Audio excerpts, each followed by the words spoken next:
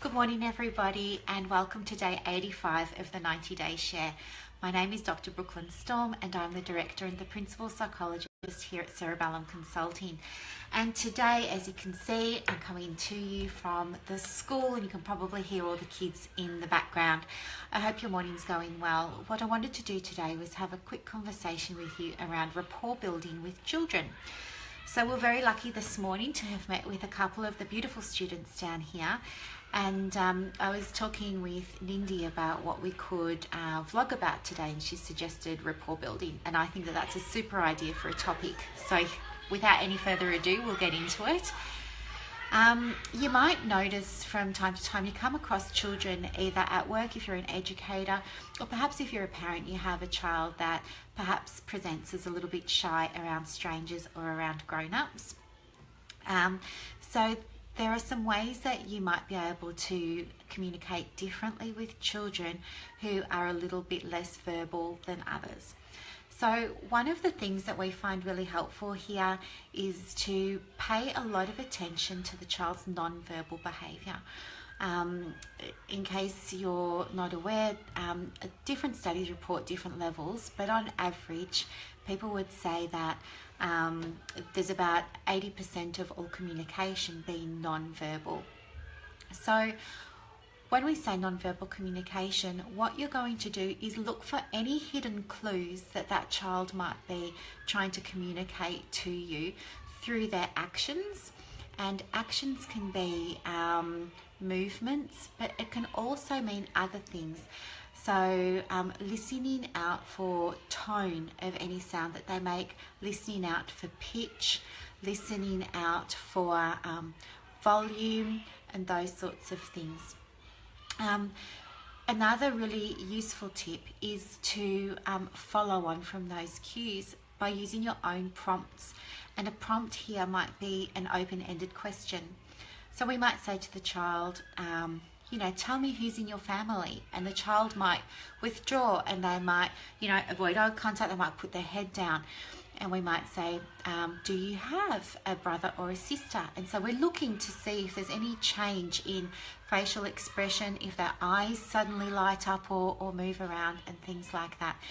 If they're still not talking, but you're noticing that there's some awareness or some engagement through their facial expressions and through their body language, what you might want to do is try another approach and say, I wonder if you could draw me a picture.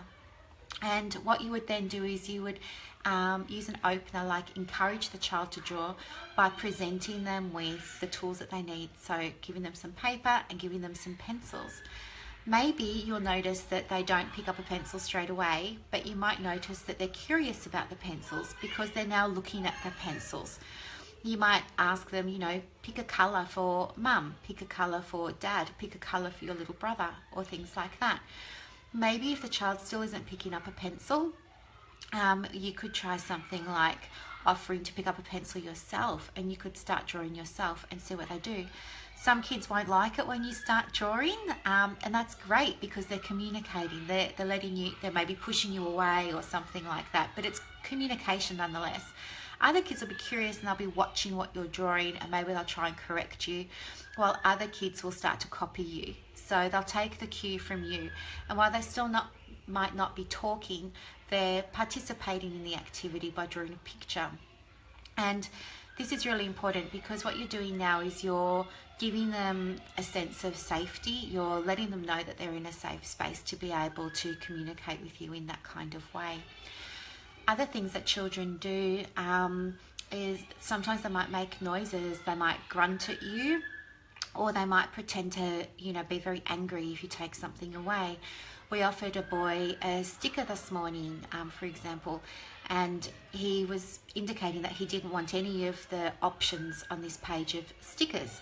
So I just had these stickers here, and as you can see, there's a frog, a bee, a cat, a puppy, a monkey, and a butterfly, and things like that. So I asked him, would you like one? And he didn't verbalize that he did or he didn't.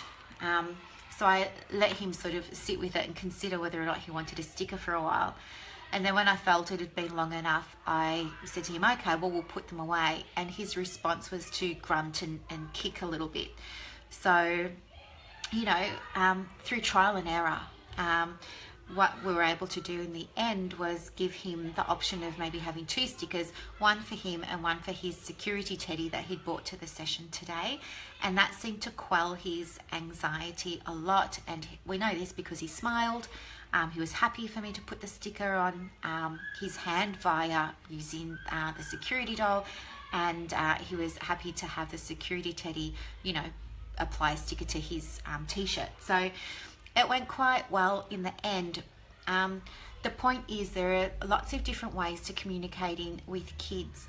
Sometimes as adults we want to do all of the talking, and that's really natural to want to fill a silent space with words.